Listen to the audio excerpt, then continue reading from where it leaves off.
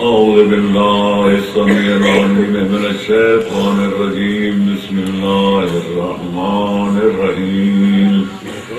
الحمد لله رب العالمين، والصلاة والسلام على أشرف الأنبياء والمرسلين وأهل بيته الطيبين الطاهرين المعصومين. أما بعد فقد قال الله تبارك وتعالى في كتابه المبين وهو أصدق القائلين. أعوذ بالله من الشيطان الرجيم. بسم الله الرحمن الرحيم. يا أيها الذين آمنوا اتقوا الله حق تقاته ولا تموتن إلا وأنتم مسلمون. واعتصموا بحبل الله جميعا ولا تفرقوا. صلوات پڑھیں.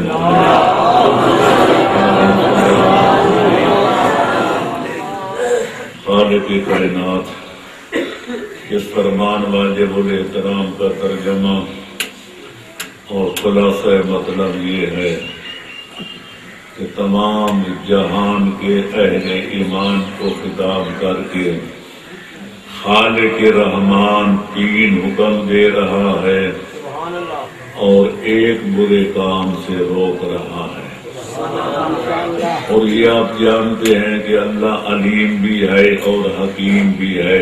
علیم اتنا کہ اس کے علم سے کائنات کا کوئی ذرہ باہر نہیں ہے، کیونکہ ہر شے کا جب خالق بھی آپ ہے، مالک بھی آپ ہے، خالق بھی آپ ہے تو پھر جانتا بھی ہے. اور حکیم بمعنی دانا، اتنا بڑا حکیم ہے، اتنا بڑا دانا و بینا ہے، اس کا کوئی قول، اس کا کوئی فعل، کوئی بات اس کی حکمت و مصلحت سے خالی نہیں. جن چیزوں کو حکم دیتا ہے ان میں بندوں کی بھلائی ہوتی ہے، جن برے کاموں سے روکتے ان میں بندوں کا فساد ہوتا ہے، بندوں کا نقصان ہوتا ہے. تو لہذا خالق مہربان اپنے بندوں کو فائدہ پہنچانے کے لیے حکم دیتا ہے کہ یہ کام کرو، اور اپنے بندوں کو نقصان سے بچانے کے لیے روکتا ہے کہ یہ کام نہ کرو. جس طرح حکیم کسی بیمار کو حکم دیتا ہے یہ دوا استعمال کر، اس میں تیری بیماری کا فائدہ ہوگا، اور پھر کہتے ہیں پرہیز کر، فلانی چیز نہ استعمال کرنا ورنہ دوا کا اثر بھی ختم ہو جائے. تو اللہ فرماتا ہے پہلا حکم یہ ہے کہ اللہ سے اس طرح ڈرو جس طرح ڈرنے کا حق ہے. اس پر بھی الحمدللہ پہلی مجلس میں تبصرہ کیا جا چکا کہ اللہ سے ڈرنے کا کیا مطلب ہے. یعنی اللہ مہربان ہے، اللہ رحمان ہے، اللہ منعم ہے، اللہ محسن ہے. اس کے احسانات کا تقاضا یہ ہے کہ اس کی نافرمانی سے دامن کو بچایا جائے اور ایسی کوئی حرکت نہ کی جائے کہ ایسا محسن اعظم ناراض ہو جائے. پھر فرماتا ہے اس وقت تک نہ مرو، اس وقت تک موت کی آغوش میں مت جاؤ جب تک پہلے صحیح معنوں میں سچے سچے مسلمان نہ بن جاؤ. تیسرا حکم یہ دیتا ہے کہ اللہ کے دین والی رسی کو مضبوطی سے پکڑو اور کسی حال میں بھی دین کا دامن نہ چھوڑو. دنیا کا نقصان ہو جائے تو ہو جائے، دین کا نقصان نہ ہونے دو. اور جس برے کام سے روک رہا ہے وہ برا کام یہ ہے کہ آپس میں انتشار نہ پھیلانا، لڑائی جھگڑا نہ کرنا، فتنہ فساد کی آگ نہ بھڑکانا. ایسا نہ ہو کہ آگ بھڑکاؤ کہ خود جل جاؤ. لہذا اتحاد کا دامن پکڑو اور انتشار سے اپنے آپ کو بچاؤ. صلوات پڑھے محمد علیہ. سلسلہ کلام چل رہا تھا کہ صحیح معانوں میں مسلمان بننے کا طریقہ کیا ہے. تو اس لیے یاد کیا تھا اگر مسلمان بننا ہے تو پھر قرآن کو پڑھنا پڑے گا، قرآن کو سمجھنا پڑے گا، کیونکہ اسلام سارا قرآن میں لکھا ہوا ہے۔ اور اگر قرآن کو سمجھنا ہے تو پھر محمد و آل محمد کے دروازے پہ جانا پڑے گا، کیونکہ یہ قرآن پیغمبر اکرم کے قلب مقدس پر اترا تھا۔ جس قدر زمان و مکان کے ظروف میں گنجائش تھی، پیغمبر اکرم نے 13 سال مکے میں اور 10 سال تک مدینہ میں لوگوں کو قرآن پڑھایا، قرآن سمجھایا، مسلمان بننے کا طور و طریقہ سکھایا۔ لیکن ظاہر ہے کہ 23 برس کی مدت میں ساری دنیا نہ عالم علم قرآن بن گئی تھی، نہ سارے لوگ مسلمان حقیقی مسلمان بن گئے تھے۔ قرآن گواہ ہے، مسلمان بھی تھے، اہل ایمان بھی تھے، منافقین بھی تھے۔ سورہ منافقون گواہ ہے، اذا جاءک المنافقون قالوا نشهد انک لرسول اللہ واللہ یعلم انک رسولہ واللہ یشہد ان المنافقین لکاذبون۔ لہذا پیغمبر اکرم کے بعد خالق اکبر اعلان فرماتا ہے ثم اورثنا الکتاب الذین اصطفینا من عبادنا۔ پیغمبر اسلام کے بعد ہم نے علم قرآن کا وارث ان ہستیوں کو بنایا ہے کہ جن کو ساری کائنات میں سے ہم نے منتخب کر لیا ہے، چن لیا ہے۔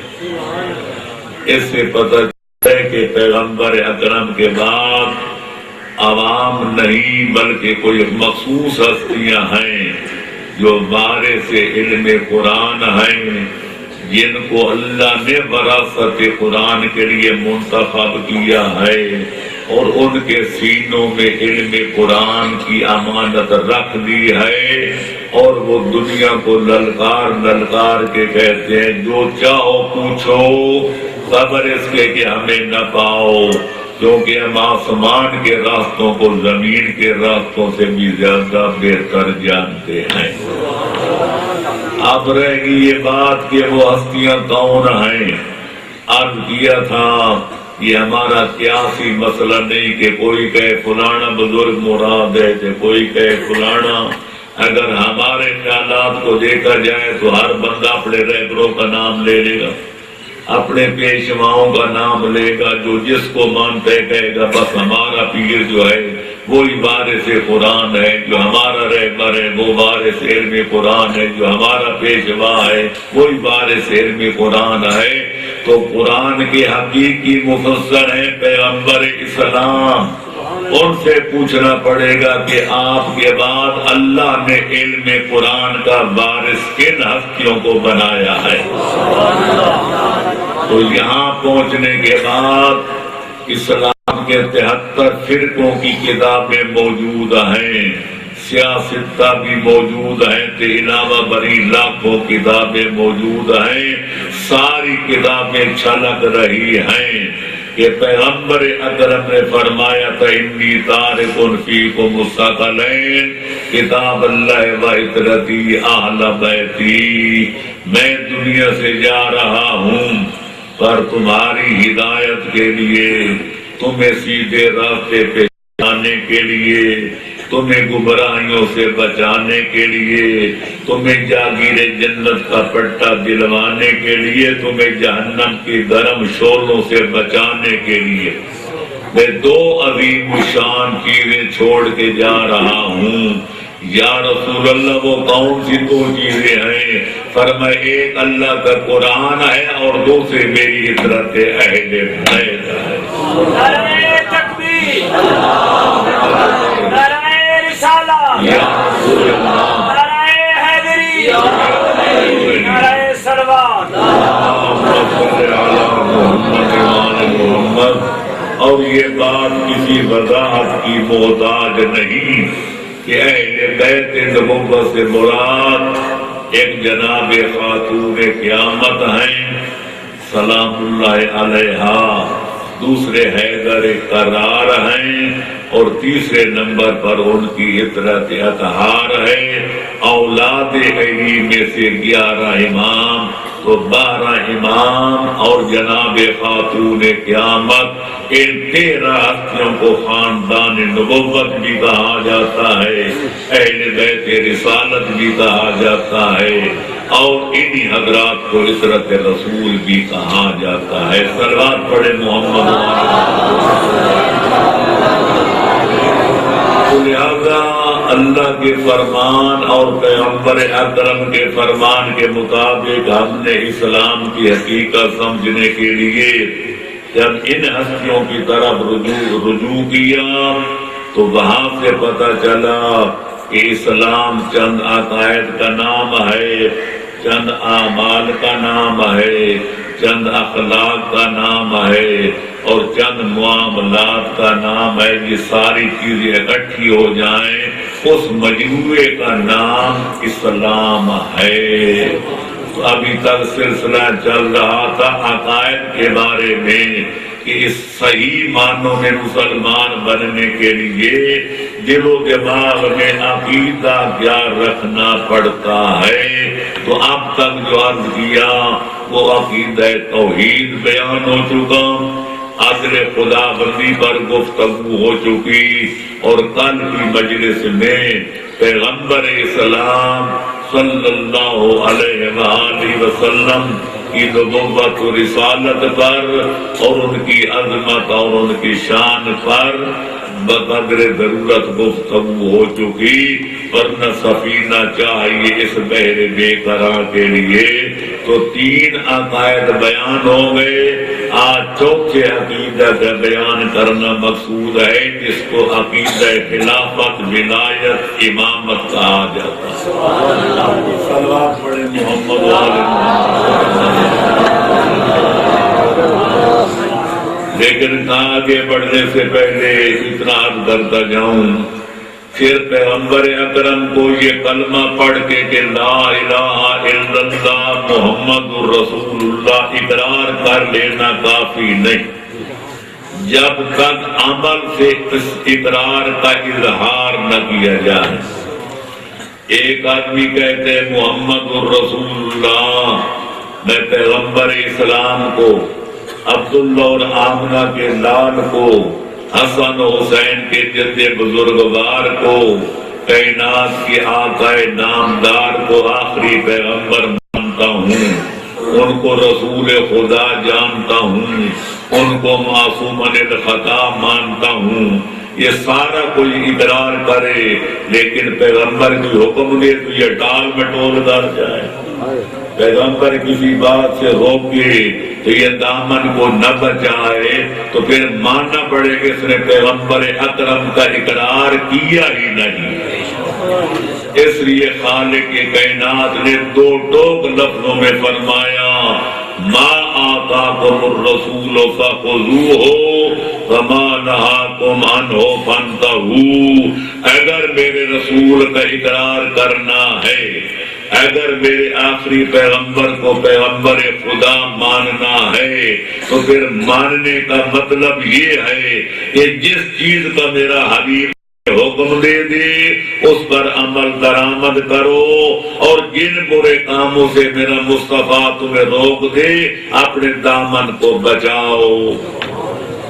یعنی ہر حالت میں پیغمبر اکرم کی اطاعت واجب اور لازم ہے، حالت امن ہو تو بھی اطاعت رسول واجب ہے، حالت جنگ ہو تو بھی اتباع رسول واجب ہے، حالت امن ہو یا حالت صلح ہو، بیماری ہو، لاغری ہو، لاچاری ہو یا صحت ہو اور سلامتی ہو، سفر ہو یا حضر ہو، ہر حالت میں پیغمبر اکرم کی اطاعت واجب ہے، اور پیغمبر اکرم کی حکم عدولی کی اسلام میں کوئی گنجائش نہیں ہے۔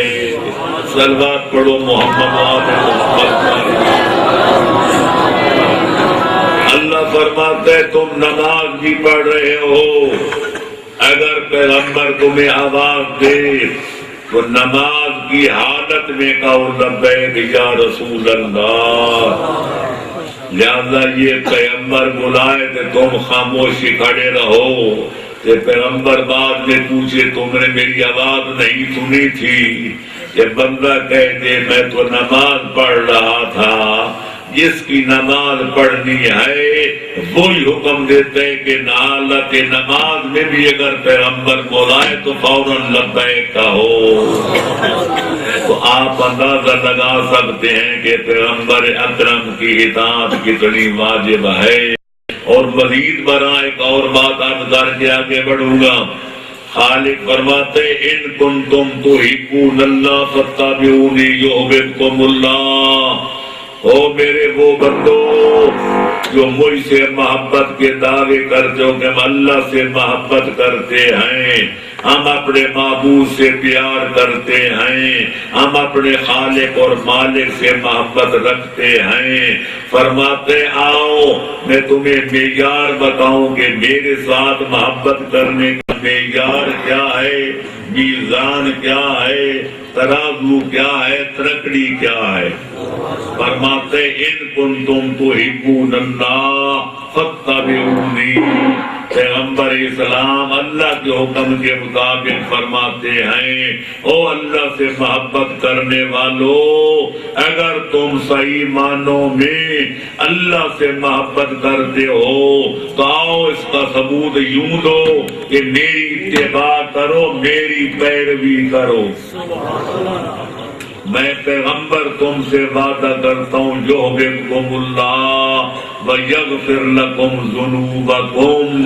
اگر تم میرے نقش قدم پہ چلو گے، میرے پیچھے چلو گے، میری پیروی کرو گے تو فرماتے ہیں اللہ تمہیں دو انعام دے گا۔ ایک اللہ تم سے محبت کرے گا، تو پہلے محب خدا تھے اب محبوب خدا بن جاؤ گے، اور دوسرا انعام اللہ تمہیں یہ دے گا تمہارے اگلے پچھلے سارے گناہ معاف کر دے گا۔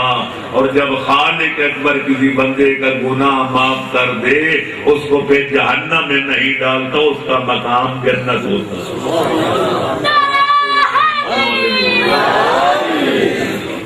تو لہذا اب پتہ چل گیا کہ پیغمبر اکرم کی اطاعت کے ساتھ ساتھ واجب ہے، پیغمبر جو فرمائیں اس کی اتباع واجب ہے، جو کوئی پیغمبر کرے ان کے نقش قدم پہ چلنا واجب ہے، جس برے کام سے پیغمبر روک دے اسے دامن کا بچانا واجب ہے۔ تو میرے دوستو میں اتنا ضرور کروں گا، اگر اس معیار قرآنی پہ پرکھا جائے تو اکثریت ان مسلمانوں کی ہے جو زبانی کلامی تو سب کوئی پیغمبر کو مانتے ہیں لیکن ان کے نقش قدم پر چلنے کے لیے تیار نہیں ہے۔ اکثریت ان مسلمانوں کی ہے کہ جن کی حجامتوں کو دیکھا جائے تو پیغمبر اکرم کے حکم فعل اور ان کی سنت کے مطابق حجامت نہیں بنواتے۔ اگر شادی و غم کی رسموں کو دیکھا جائے تو اکثریت ان کلمہ پڑھنے والوں کی ہے کہ اپنی اولادوں کی شادیاں پیغمبر اکرم کی شادی کے مطابق اور ان کے حکم کے مطابق شادیاں نہیں کرتے۔ اگر ان کے عمل کو دیکھا جائے تو مرنے والوں کا سوگ پیغمبر اکرم کے طریقے کے مطابق نہیں بناتے۔ کیا عرض کیا جائے، ان کی زندگی کے شب و روز کو دیکھا جائے، ان کے جینے مرنے کے رنگ اور ڈھنگ کو دیکھا جائے تو پھر معلوم ہوتا ہے یہ کسی اور نبی کا کلمہ پڑھتے ہیں، حسنین کے نانے کو رسول خدا نہیں جانتے۔ صلوات پڑھو محمد و آل محمد۔ یعنی کتنے افسوس کا مقام ہے۔ رام چندر ایک ہندوؤں کا گزرا ہے لیڈر، لاکھوں کے مجمع میں اگر کوئی ایک ہندو آ جائے اس کی وجہ قطع بتائے دی گئی کہ یہ رام چندر کا نام لیوا ہے۔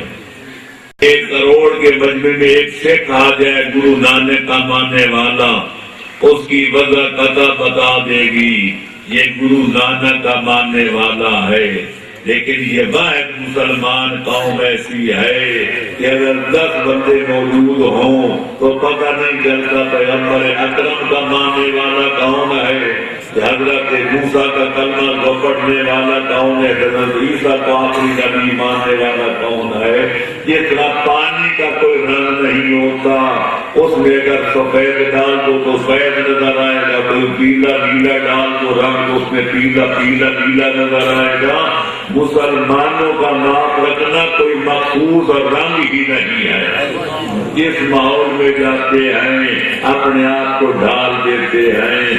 کل مجھ سے ایک صاحب نے انگلینڈ سے سوال کیا پور پر، جناب ہمارا ایک آدمی ہے وہ بے روزگار ہے، یہاں سے جاتے ہیں 100 پاپڑ بیچتے ہیں، جو کوئی گھر میں ہے وہ سارا حل کر کے ایجنٹوں کے حوالے کر دیتے ہیں، پھر ان کو حکاموں کی طرف جا کر وہاں چھوڑ دیتے ہیں۔ اب مطاب ڈھونڈو تو ایک بندہ بے روزگار ہے ہمارے پاکستان کا وہاں انگلینڈ میں، تو اس کو 2 جگہ جاب ملتی ہے، لیکن شرطیں کیا ہیں؟ ایک جگہ کہتے ہیں داڑھی مڑواؤ تے صاف کراؤ تب تمہیں ملازم رکھتے ہیں، دوسری جگہ سور کا گوشت بیچنا پر شراب بیچنا پڑتا ہے کہ لوگوں کو شراب پلانی پڑتی ہے، ہوٹل میں ملازمت ملتی ہے، تو لہذا داڑھی مڑوا کے ملازمت کر لے، وہ سور کا گوشت بیچ کے اور شراب بیچ کے روٹی کما لے۔ میں نے جواب میں کہا اگر دین گواہ کے دنیا بنائے تو اس جیسا کوئی کم عقل اور آمد نہیں ہے۔ ایسی روزی پہ لعنت بھیجو کہ جو دین کو برباد کر دے۔ خالق اکبر نے حلال روزی کی ضمانت دی ہے، چوری چکاری کر کے ڈاکے ڈال کے فراڈ کر کے حرام کی روزی کمانے کی خالق نے اجازت نہیں دی ہے۔ بھوکا مرنا گوارا کر لو لیکن داڑھی مڑوا کے سروس نہ کرو اور شراب بیچ کے دولت نہ کماؤ۔ صلوات پڑھو محمد و آل محمد۔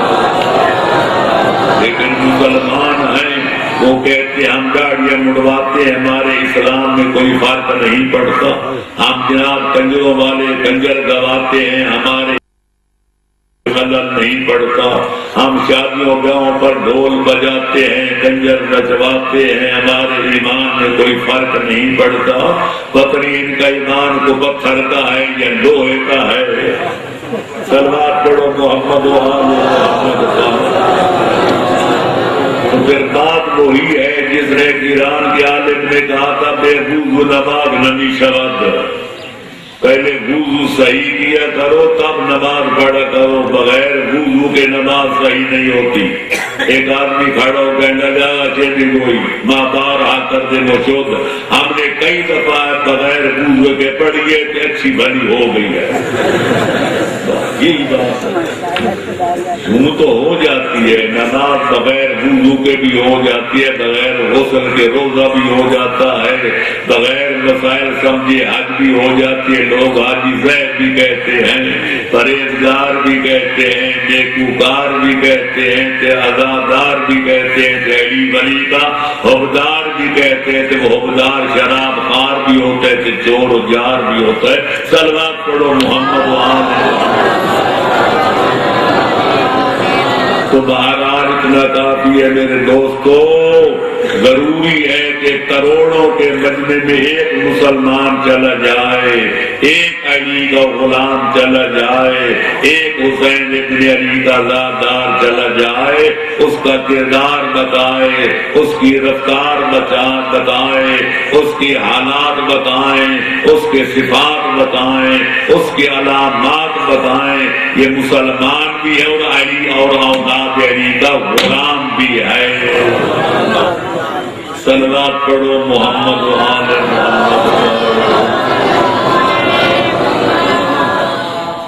لہذا اب چوتھا عقیدہ اسلامی ہے ولایت آل محمد، امامت آل محمد، خلافت آل محمد، وصایت آل محمد اور ولایت آل محمد صلوات اللہ وسلام علیہ اجمعین۔ اب دیکھنا یہ ہے اس کا سب کیا ہے صلوات پڑھے محمد والے۔ میرے دوستوں، میرے عزیزوں، تفصیلات کو چھوڑتے ہوئے ورنہ ایک مسئلہ امامت 1-2 منٹوں میں حل نہیں ہو سکتا۔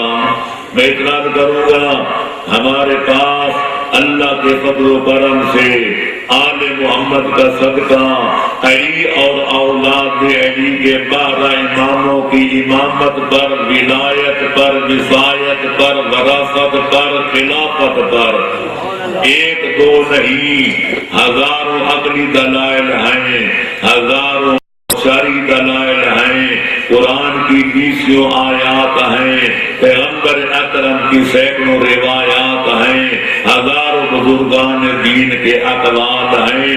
لیکن اس وقت تو نہ میں آیات کی طرف جاؤں گا، نہ روایات پیش کروں گا، نہ بزرگوں کے اقوال پیش کروں گا۔ آپ کو صرف ایک عقلی جو ہے فارمولہ، اس کے مطابق گفتگو کروں گا۔ اگر آپ کو یاد ہو تو کل میں نے پیغمبر اکرم کی رسالت اور کسی بھی نبی کی نبوت کو پہچاننے کا معیار یہ قرار دیا تھا کہ انسان نبی اور رسول انسان کامل ہوتے ہیں، اور انسان اس وقت تک کامل نہیں ہو سکتا جب تک گناہوں سے پاک نہ ہو، اس وقت تک وہ انسان کامل نہیں ہو سکتا جب تک عالم علم لدنی نہ ہو، کوئی بندہ اس وقت تک انسان کامل نہیں ہو سکتا جب تک اعلیٰ خاندان کا فرد نہ ہو، کوئی انسان اس وقت تک انسان کامل نہیں ہو سکتا جب تک بہادر و دلیر نہ ہو، اور جب تک کوئی آدمی جب معجزہ نہ رکھتا ہو، اللہ کی طرف سے سند نہ رکھتا ہو، اس وقت تک اللہ کا نمائندہ نہیں ہو سکتا۔ اگر آپ کو کل والی باتیں یاد ہیں اور آپ تشریف فرما تھے تو میں عرض کروں گا پیغمبر اکرم کا وارث وہی ہوگا، ان کی مسند پر وہی بیٹھے گا، ان کے علم و عمل کو وہی نشر و اشاعت کرے گا، ان کا قائم مقام وہی ہوگا، اور پیغمبر کے بعد کائنات کا ہادی و امام وہی ہوگا جو پیغمبر اسلام کی 5 صفات کا حامل و مالک نظر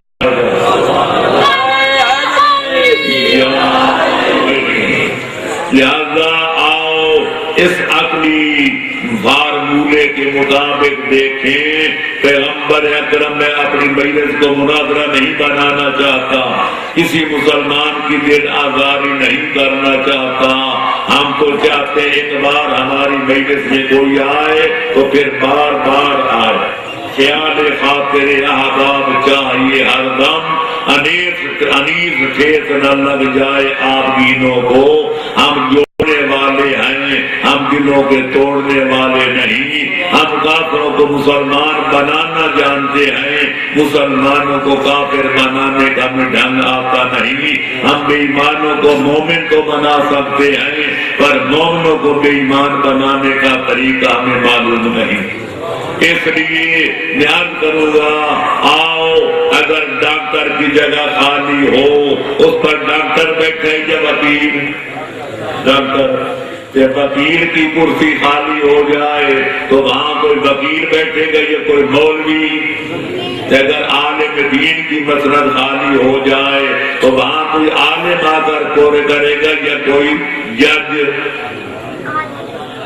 تو پتہ چل گیا کہ جس قسم کا مرید و پڑھنا مستخلف ہوتا ہے اس کا خلیفہ بھی ایسا ہوتا ہے، جس طرح جانے والا جس شان کا مالک ہوتا ہے اسی شان کا عالم اور اسی جان رکھنے والا اس کا قائم مقام ہوتا ہے۔ تو بات ہے پیغمبر اسلام جو نبیوں کا بھی نبی ہے، جو رسولوں کا بھی رسول ہے، جو سید الاولین والآخرین بھی ہے، جو خاتم الانبیاء والمرسلین بھی ہے، جو علت غائب کائنات بھی ہے، جو خواجہ موجودات بھی ہے، اس کی مسند پہ ہم نے بٹھانا ہے تو ماننا پڑے گا ان کی مصرف پہ وہی بیٹھ سکے گا جو پیغمبر کی طرح معصوم عن الخطا نظر آئے، جو عالم علم لدنی نظر آئے، جس طرح پیغمبر کی چادر عصمت پر کسی صغیرہ کبیرہ کا دھبا نظر نہیں آتا، ان کا قائم مقام بھی وہ ہوگا کہ کفر و شرک کو بجائے خود کسی صغیرہ گناہ کا بھی کوئی دھبا جس کی چادر عصمت پر نظر نہ آئے۔ اگر پیغمبر عالم علم لدنی ہیں، وہ اللہ کے مدرسے سے پڑھ کر آئے ہیں، تو دنیا کے سکولوں میں پڑھنے والا ان کی مسرت پہ قدم نہیں رکھ سکتا، ان کی مسرت پر بھی کوئی بیٹھے گا جو عالم علم لدنی نظر آئے۔ اگر پیغمبر آنا خاندان کے فرد ہیں تو پھر ان کی مسرت کا وارث بھی وہی ہوگا جو خاندان میں ان کا ہمسر نظر آئے۔ اگر پیغمبر دلیر ہیں تو ان کی مسرت پر وہی قدم رکھے گا جو ہر میدان میں اللہ کا شیر نظر آئے۔ اور اگر پیغمبر معجزہ رکھتے ہیں تو پھر وہی معجز نما ہی ان کی مسرت پہ قدم رکھ سکے گا۔ تو لہذا آؤ، جتنے بنی تیم کے خلیفے ہیں، بنی عدی کے خلیفے ہیں، بنی امیہ کے خلیفے ہیں، یا بنی عباس کے خلیفے ہیں، یا سلجوقیوں کے ہیں، یا عثمانیوں کے ہیں، یا جتنے دنیا جن کو خلیفہ مانتی ہے، ادھر ان کے حالات بھی دیکھو، ادھر علی اور اولاد علی کے واقعات بھی دیکھو۔ میں اتنا کروں گا کہ شرط یہ ہے، تعصب کی پٹیاں آنکھوں سے اتار دو، اناد کے دامن چھوڑ دو، اور اپنے بزرگوں کی اندھی تقلید کا پٹا توڑ دو۔ یہ بابا یوں کہتا تھا، دادا مرحوم نے یہ کہتا تھا، پرانا استاد جی یہ کہتے تھے، یا پرانا بزرگ یہ کہتا ہے۔ بزرگوں کی باتیں چھوڑو، اپنے خردوں کی باتیں چھوڑو، استادوں کی باتیں چھوڑو، باپ دادے کی باتیں چھوڑو، اللہ کا قرآن پڑھو، پیغمبر خاتم کا فرمان پڑھو، تاریخ اسلام پڑھو، بزرگان دین کا کلام پڑھو، اور بے لوث نگاہوں سے پڑھو، اور دل و دماغ کے آئینہ کو صاف کر کے پڑھو۔ میں کہتا ہوں جس دن دنیا اپنے باپ دادے کی تقریروں کو پٹا توڑ کر اور تعصب کی پٹیاں اتار کر اناد کا دامن چھوڑ کر اللہ کا قرآن پڑھے گی، پیغمبر خاتم کا فرمان پڑھے گی، اور تاریخ اسلام پڑھے گی، اور بزرگان دین کا کلام پڑھے گی، تو انشاءاللہ زمانے کے گزرنے کے ساتھ ساتھ وہ وقت آ جائے گا کہ دنیا کو ماننا پڑ جائے گا اس معیار پر۔ اگر کوئی پورا اترتا ہے تو یہ حیدر قرار نظر آتے، ان کی طرح اتحار نظر آتے ہیں۔ یا تکبیر، اللہ اکبر، یا رسول اللہ، یا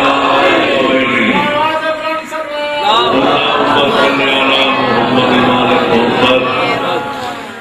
1400 سال گزر گئے، 15ویں صدی کا محرم کی یکم کو 23واں سال شروع ہو گیا، 33واں سال۔ اس 1400 سال کے عرصے میں آج تک دنیا کا کوئی مخالف رسول، کوئی دشمن رسول، کوئی مخالف رسول اور کوئی منکر رسول ایڑی چوٹی کا زور لگا لگا کے لاکھوں مر گئے کہ قیامت تک لاکھوں مر جائیں گے۔ ہم مسلمان یہ فخر کے ساتھ اعلان کر سکتے ہیں کہ آج تک کوئی مائی کا لال پیغمبر اسلام کی چادر عصمت و طہارت پر گناہ صغیرہ کا بھی کوئی دھبا ثابت نہ کر سکا۔ حالانکہ یہودی سارے پیغمبر کے دشمن ہیں، عیسائی دشمن ہیں، جو اتنی ترقی کر چکے ہیں کہ آج زور و مریض پر اپنی ہمت کی کمندیں ڈال رہے ہیں، فضاؤں میں اڑ رہے ہیں، کائنات کا چپا چپا چھان مارا ہے، لیکن پیغمبر اسلام کو ان کو کوئی عیب نظر نہ آئے اور وہ ثابت نہ کر سکے، تو میں اسی طرح بلا تشکیک کہوں گا، بلا شک و شبہ کہوں گا، بلا خوف تردید کہوں گا، جس طرح پیغمبر اکرم کی نبوت کو 1400 سال گزر گئے اور آج تک کوئی منکر رسول پیغمبر اکرم کی چادر عصمت پر گناہ صغیرہ کا دھکا ثابت نہ کر سکا، ہم اس سے بھی زیادہ فخر کے ساتھ کہتے ہیں علی کے دشمن نبی سے بھی زیادہ ہے۔ نبی کے دشمن صرف یہودی ہیں، نصرانی ہیں، مجوسی ہیں، ہندو ہیں یا سکھ ہیں، لیکن علی کے دشمن تو اپنوں میں بھی ہیں اور وہ لاکھوں نہیں کروڑوں کی تعداد میں ہیں، لیکن آج ہم سر افتخار بلند کر کے کائنات کی آنکھوں میں آنکھیں ڈال کے یہ اعلان کر سکتے ہیں اور کرتے رہتے ہیں کہ 1400 سال کی طویل و عریض مدت میں لوگ ایڑیوں چوٹیوں کا زور لگا لگا کر اپنے خزانے لٹوا کر اپنے جلادوں کی تلواریں خود کرا کر ساری دنیا سے آتے غلط کی طرح مٹ گئے، لیکن علی ولی کا کردار اتنا روشن تھا، اتنا روشن ہے، اتنا اجلا تھا، اتنا اجلا ہے کہ دنیا کی ساری کوششیں ناکام ہو گئی اور علی کی سیرت پر، علی کے کردار پر دنیا کا کسی چھوٹے گناہ کا غبار بھی ثابت نہ کر سکتا۔ پیغمبر معصوم تو علی اور اولاد علی بھی معصوم۔ اللہم صلی علی محمد وآل محمد۔ اس طرح پیغمبر کی چادر عصمت پر کسی کبیرہ یا صغیرہ گناہ کا کوئی ڈھکا نظر نہیں آتا، علی اور اولاد علی کی چادر تطہیر پر بھی حدیث کے ساتھ گواہ ہے، ان کی دامن کسا پر کسی صغیرہ یا کبیرہ یا ترک اولا کا بھی کوئی سیاہ رنگ کا داغ نظر نہیں آتا۔ جس طرح پیغمبر کا کردار روشن ہے اور آفتاب سے بھی زیادہ روشن ہے، علی کا کردار بھی چودھری کے چاند سے بھی زیادہ روشن نظر آتا۔ تو لہذا نبی معصوم تو علی معصوم۔ اب نبی نے دنیا کے تمام مسلمان گواہ ہیں، ایک کسی سکول میں نہیں گئے، کبھی کوئی کاپی اور جو ہے سلیٹ لے کر کسی استاد کے سامنے نہیں بیٹھے، کسی انسان کے حرف نہیں پڑھا، لیکن وہ قرآن پیش کیا جو دنیا کی لا ریب کتاب ہے۔ میں جس طرح دعوے سے کہہ سکتا ہوں، جس طرح نبی کا کسی سکول میں داخلہ دنیا ثابت نہیں کر سکتی، علی اور اولاد علی کا سکولوں میں داخلہ بھی قیامت تک دنیا ثابت نہیں کر سکتی۔ اللہ نے پیغمبر اکرم کو پڑھا کر بھیجا، وَعَلَّمْنَاهُ مِن لَّدُنَّا عِلْمًا کا مزاج بنایا، تو علی اور اولاد علی کے بارہ نام بھی اللہ کے مدرسہ علم لدنی کے فارغ تحصیل ہیں۔ دنیا میں کسی استاد کے سامنے ان کا ذانی ادب جھکانا قیامت تک کوئی مائی کا نام ثابت نہیں کر سکتا۔ ادھر پیغمبر اکرم آج قرآن گواہ ہے جو اللہ کا کلام ہے اور پیغمبر کا معجزہ ہے، ادھر مولا علی کا کلام نہج البلاغہ گواہ ہے۔ آج تک دنیا نہ قرآن کا مثل لا سکی نہ نہج البلاغہ کی مانند کوئی کتاب لا سکی۔ کلام پڑھو محمد آل محمد۔ جس خاندان کے پیغمبر اکرم فرد فرید ہیں، اسی خاندان بنی ہاشم کے چشم و چراغ حیدر کرار اور ان کی عطرت اطہار ہے۔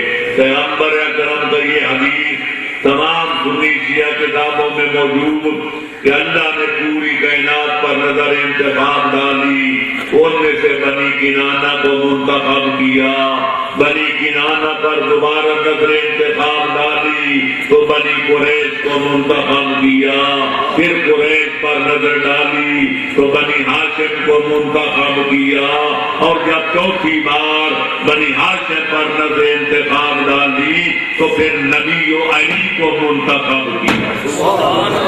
لہذا علی اور اولاد علی اسی خاندان کے فرد ہیں جس کے فرد فرید پیغمبر اسلام نظر آتے ہیں۔ جس طرح پیغمبر کے خاندان کی دنیا میں کوئی خاندان مثال پیش نہیں کر سکتا، کوئی برابری نہیں کر سکتا، اس طرح علی اور اولاد علی کا وہی خاندان ہے جو پیغمبر اسلام کا ہے، لہذا ان کے خاندان کی بھی قیامت تک کوئی برابری کا دعویٰ نہیں کر سکتا۔ اب آؤ ذرا آگے بڑھیں۔ پیغمبر اکرم دلیر تھے، جتنی جنگیں لڑی گئی 80 ہیں سے گھٹ یا کوس بڑھ، میں کہتا ہوں کوئی دنیا کی تاریخ نہیں بتاتی کہ کسی جنگ میں پیغمبر اکرم کے قدموں میں لفظ واقعہ ہوئی ہو۔ ایک جگہ چھوڑ کے پیغمبر 2 قدم پیچھے ہٹے ہوں، تاریخ اسلام گواہ ہے ہر جنگ میں پیغمبر اکرم اتنی دلیری کے ساتھ آگے بڑھتے تھے کہ صحابہ کرام کہتے جب ہم نے اگر گھبرا جاتے تو پیغمبر کی پناہ لیتے تھے۔ لہذا جس طرح پورے جنگوں میں غزوات اسلامیہ میں پیغمبر اکرم کے پائے ثبات میں کوئی دشمن لفظ ثابت نہیں کر سکتا، میں بڑے فخر کے ساتھ کہوں گا اسلام کی کوئی جنگ، اسلام کا کوئی ایسا غزوہ دنیا پیش نہیں کر سکتی جس کا فاتح اعظم حیدر کرار نظر نہ آتا ہو۔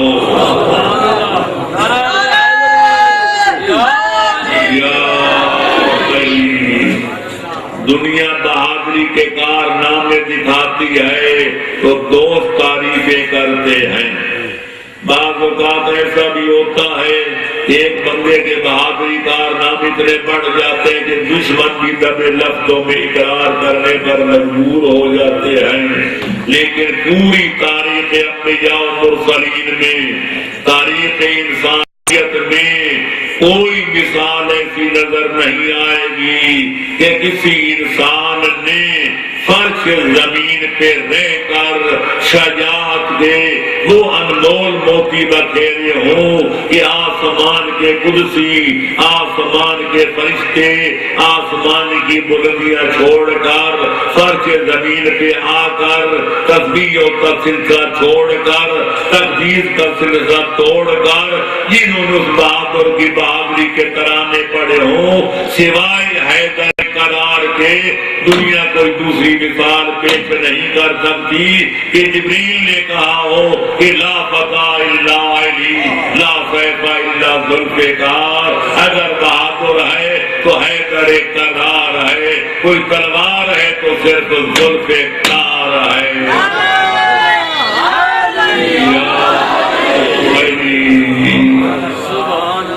لہذا جہاں تک بہادری کا تعلق ہے دنیا جانتی ہے کہ علی جیسا بہادر پیغمبر اسلام کے بعد آج تک نہ کوئی پیدا ہوا ہے نہ قیامت تک پیدا ہوگا۔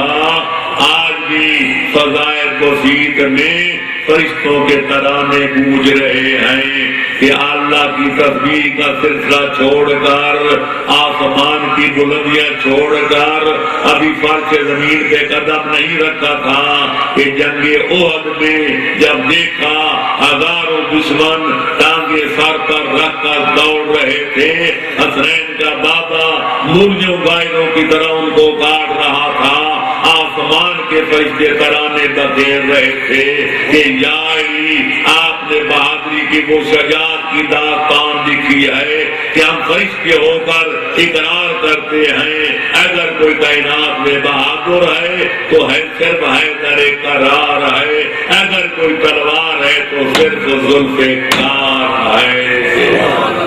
صلوات پڑھو محمد آل محمد پر۔ مسلمانوں نے پیغمبر اسلام کے تقریباً 2000 معجزے اپنی سیرت کی کتابوں میں لکھی ہیں کہ پیغمبر اکرم نے فلانا معجزہ دکھایا، فلانا معجزہ دکھایا۔ میں عرض کروں گا جس دن دنیا تصوف کی پٹیاں اتار کر حیدر کرار کے حالات کا مطالعہ کرے گی تو ان کو بھی ماننا پڑے گا کہ حیدر کرار کے معجزے بھی 2000 سے کم تر نظر نہیں آتے، ہو سکتے سے کوئی زیادہ نظر آتا۔ تو لہذا جب علی کا کوئی ہمسر نظر نہیں آتا، علی کا کوئی ثانی نظر نہیں آتا، علی کا ہم پایا کوئی نظر نہیں آتا، علی کا ہم پلہ نظر نہیں آتا، علی جیسا کوئی اور علی نظر نہیں آتا، تو مجھے دنیا اتنا تو بتائے اس علی میں کیا کمزوری تھی، اس کو گھر میں کیوں بٹھا دیا گیا کہ غلامی کے دعوے داروں کو مسند رسول پہ کیوں چڑھا دیا؟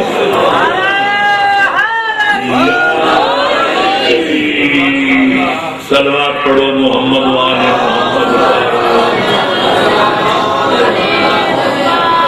میں مخلصانہ عرض کروں گا اور کئی دفعہ میں نے مجالس میں یہ دعویٰ کیا ہے بڑے بڑے شہروں میں اور بڑے بڑے ملکوں میں کہ دنیا انصاف کا دور ہے، علم کا دور ہے، روشنی کا دور ہے، ترقی دور ہے، اور ہر موضوع پر لاکھوں کتابیں دنیا میں چھپ چکی ہیں، ہر زبان میں کتابیں ملتی ہیں۔ ساری دنیا اکٹھی ہو کر میں یہ نہیں کہتا علی سے بڑھ کر کوئی ثابت کرے، علی سے بڑھ کر کسی ہستی کو پیش کرے، میں صرف اتنا کہتا ہوں ساری دنیا مل کر، ساری دنیا کے علماء مل کر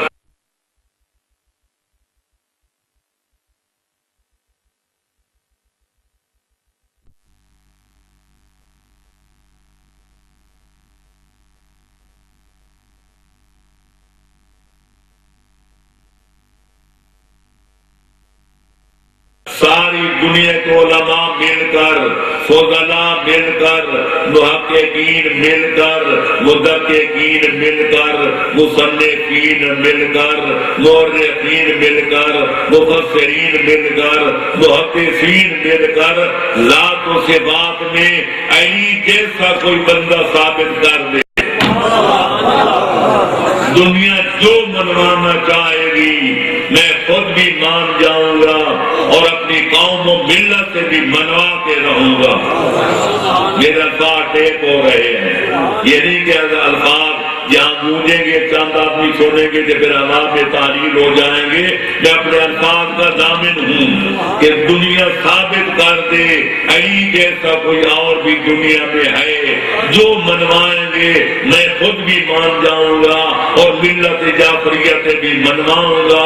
لیکن اگر ساری دنیا ایڑی چوٹی کا زور لگا لگا کے یہ تسلیم کرنے پر مجبور ہو جائے علی کا کوئی ثانی نہیں ہے، کوئی اور اتنا چھوڑ دو، بزرگوں کی عید کا پٹا توڑ دو اور مان جاؤ جب علی جیسا کوئی نہیں ہے تو پیغمبر کے بعد علی کے سوا کوئی وسیع مصطفیٰ بھی نہیں ہے۔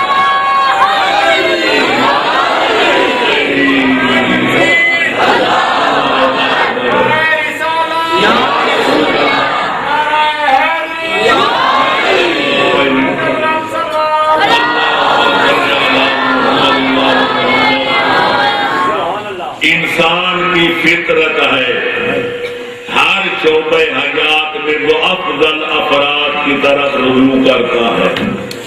مقدمہ لڑنا ہو تو پہلے 100 دفعہ تحقیق کرے گا سب سے زیادہ ٹاپ کا وکیل کون سا ہے، یہ کرتا ہی ہے۔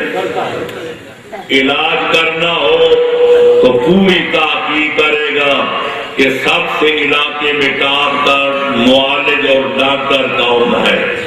مسئلہ پوچھنا ہو تو للو بنجو سے نہیں پوچھے گا، پہلے تحقیق کرے گا سب سے بڑا مرد تقریر کون ہے. تو جب یہ فطرت کا تقاضا ہے، مکان بنوانا ہو تو اعلی کارگر ڈھونڈتا ہے، مقدمہ لڑنا ہو تو اعلیٰ قسم کا وکیل تلاش کرتا ہے، علاج کرانا ہو جسم و جان کی بات ہو تو اعلیٰ ڈاکٹر کے خدمات حاصل کرتا ہے، دین کا مسئلہ پوچھنا ہو تو پھر سب سے بڑے عالم کی طرف رجوع کرتا ہے. کیا وجہ ہے؟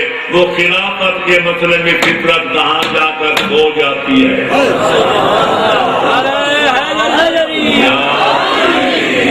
یہاں فطرت کیوں نہیں کہتی، یہاں فطرت کیوں حکم نہیں دیتی کہ پیغمبر اکرم کے بعد جسے وسیع نبی ماننا ہے، جسے اپنا حاکم و سردار ماننا ہے، جسے نبی کا قائم مقام ماننا ہے، جسے دین و دنیا کا اپنا امام اور شہنشاہ ماننا ہے، وہ ایسا مانو کہ جس جیسا کائنات میں کوئی اور نہ ہو. جس دن دنیا اس آئین فطرت کے مطابق عمل کرے گی تو انشاءاللہ وہ دن دور نہیں کہ ساری دنیا مل کے کہے گی لا الہ الا اللہ محمد رسول اللہ علی ولی اللہ.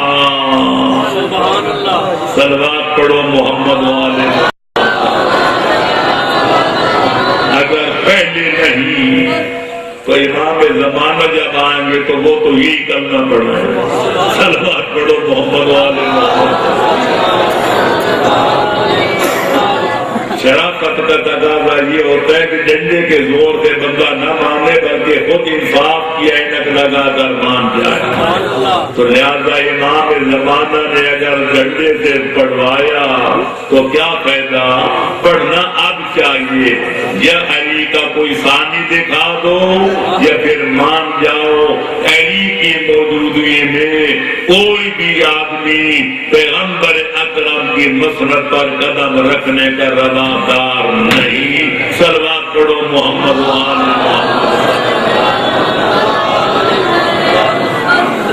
الحمدللہ.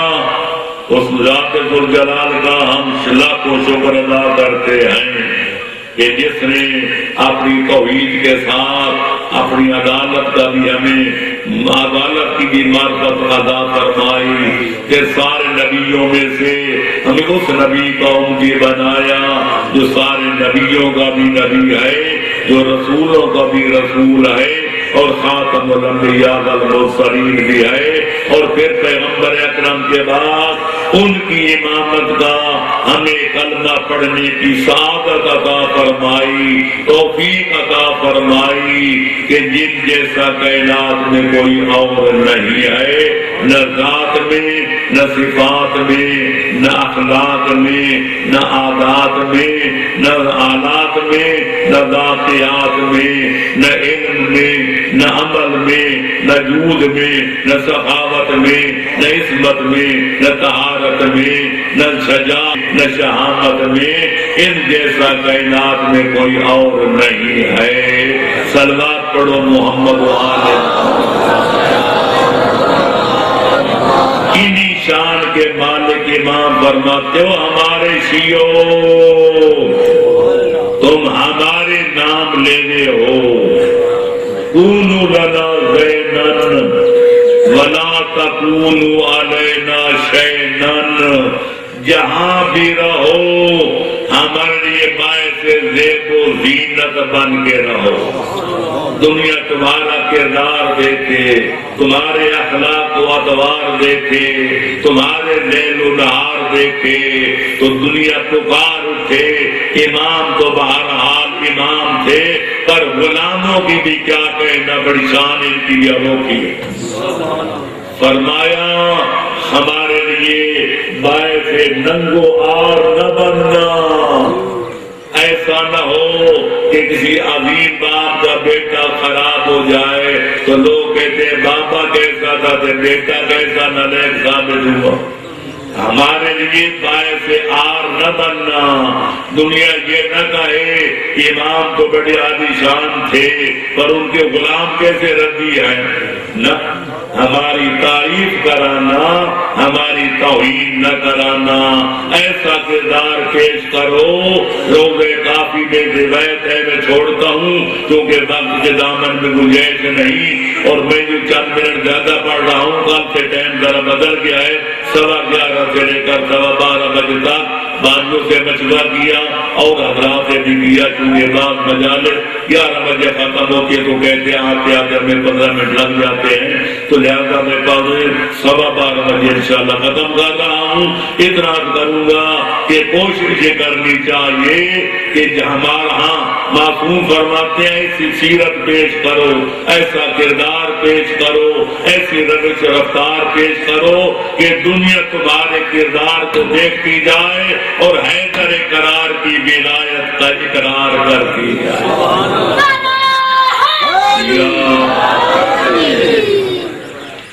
لیکن افسوس ما سرل عبر کما کل الاعتبار، عبرتیں تو بہت ہیں پر عبرت حاصل کرنے والے ہر دور میں تھوڑے رہے ہیں اور تھوڑے ہیں اور تھوڑے رہیں گے۔ اگر دنیا عبرت حاصل کرتی، ہاں اہل قدر کی قدر کرتی تو کیا بطول کے ساتھ وہ سلوک ہوتا جس کا میں نے پرسوں ذکر کیا تھا؟ حیدر قرار کے ساتھ وہ رویہ رکھا جاتا جس کا کل میں نے اجمالاً ذکر کیا تھا۔ یہ 75 باغ میں سے تیسری ہستی کا نام ہے حسن مجتبیٰ، بلکہ چوتھی ہستی کا ہوں حسن مجتبیٰ۔ ان کو تخت حکومت سے تو معلوم کر دیا گیا، ان کے خلاف سازشوں کے جال بچھائے گئے۔ امام صلح کرنے پر اپنے نانے کی طرح جس طرح وہ صلح حدیبیہ کرنے پر مجبور ہوئے تھے، وہ بھی یزید کے بابے کے ساتھ مصالحت کر کے جا کر گھر میں بیٹھ گئے۔ لیکن میں پوچھنا چاہتا ہوں امام حسن کا گھر میں بیٹھنا اس میں لوگوں کا کیا نقصان تھا کہ ان کو زہر کا ایسا پلانا پلایا گیا۔ امام عالی مقام کے جگر کے 72 ٹکڑے دنیا نے تشت میں دیکھے اور ظالموں امام کو شہید کر دیا تھا، ان کی شمعیات کو گل کر دیا تھا۔ اگر ان کو روضہ رسول میں دفن کر دیا جاتا تو تمہاری حکومتوں پر کیا لگ پڑتی۔ لیکن افسوس سے کہنا پڑتا جب امام حسین اپنے بھائی کا جنازہ لے کر روضہ رسول کی طرف پڑھے تو کچھ لوگ سامنے آ گئے کہ ہم ان کو روضہ رسول میں دفن نہیں ہونے دیں گے۔ بنی ہاشم نے بھی جوش دکھایا، ذرا چند قدم آگے بڑھے تو ادھر سے تیر چلائے گئے اور وہ تیر امام حسن مجتبیٰ کی لاش میں آ کر لگے۔ حسن نظامی نے لکھا کہ پہلے امام کے کفن کا رنگ چٹا تھا اور جب وہ تیر لگے تو امام کے کفن کا رنگ سرخ ہو گیا۔ امام حسین نے فرمایا میرے بھائی کی وصیت تھی اگر لوگ دفن نہ ہونے دیں تو حسین لڑنا نہیں۔ امام جنازہ پھر گھر میں لائے، آج تک نہیں سنا کسی مظلوم کا جنازہ پھر گھر میں لایا گیا ہو۔ اور اس کے بعد پھر جنازہ اٹھایا گیا اور جنت البقیہ میں ان کی دادی اماں جناب فاطمہ بنت اسد کے پہلو میں امام کو جا کر دفنا دیا گیا۔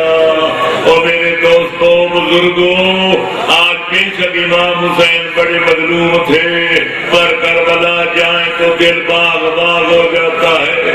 حیدر قرار بھی مظلوم تھے لیکن نجف اشرف میں جائیں تو معلوم ہوتا ہے شہنشاہ نجف کی حکومت ہے۔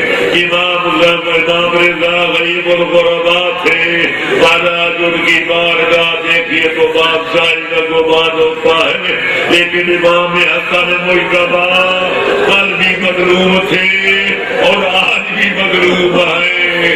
آج ہی آ رہے ہیں اور تو عورتوں کو تو کوئی داخل بھی نہیں ہونے دیتا، اور ہم مردوں کو بھی کئی فرلانگ روک دیا جاتا ہے، پہلے نہ قبر پہ کوئی جا سکتا ہے، نہ زیارت پڑھ سکتا ہے، نہ امام کی خدمت میں سلام کر سکتا ہے، مظلوموں کی طرح کالے پتھر وہاں رکھے ہوئے ہیں، پتہ چلتا ہے یہ جہاں میں فاطمہ بنت اسد کا مزار ہے، یہ امام حسن کی قبر ہے، یہ امام زین العابدین کی قبر اقدس ہے، یہ امام محمد باقر اور امام جعفر صادق، یعنی دور سے پتہ چلتا ہے کہ کوئی قبروں کے نشان ہے، لیکن مومنوں کو نہ وہاں کوئی جا کر سلام کرنے دیتا ہے، نہ کوئی زیارت پڑھنے دیتا ہے، نہ کوئی قبہ ہے، نہ کوئی قبور ہے، نہ کوئی عمارت ہے۔